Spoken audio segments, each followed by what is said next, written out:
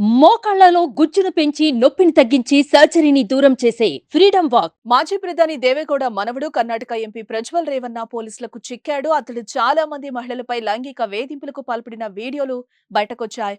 దీన్ని సీరియస్ గా తీసుకున్న సిద్ధరామయ్య సర్కార్ అరెస్టు చేసే వరకు వదలలేదు.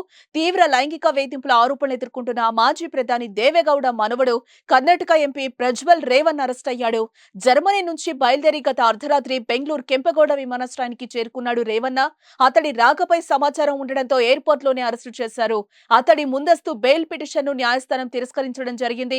దీంతో అరెస్టు కాక తప్పలేదు. లైంగిక వేధింపుల వ్యవహారం బయటపడడంతో విదేశాల్లో ఉన్న ప్రజ్వల్ పై తీవ్ర విమర్శలు వెల్లువెత్తాయి.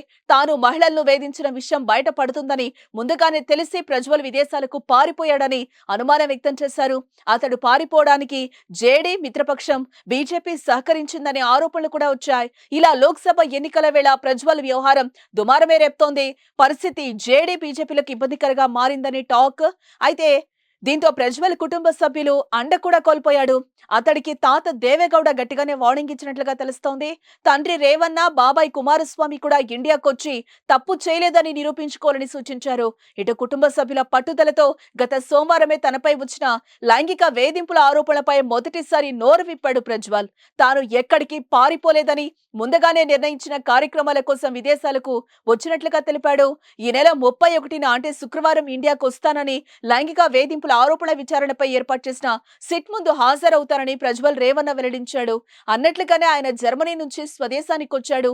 అతడు బెంగళూరు ఎయిర్పోర్ట్ లో అడుగు పెట్టగానే పోలీసులు అరెస్టు చేశారు. కర్ణాటక రాజకీయాల్లో జనతాదళ్ సెక్యులర్ది కీలక పాత్ర.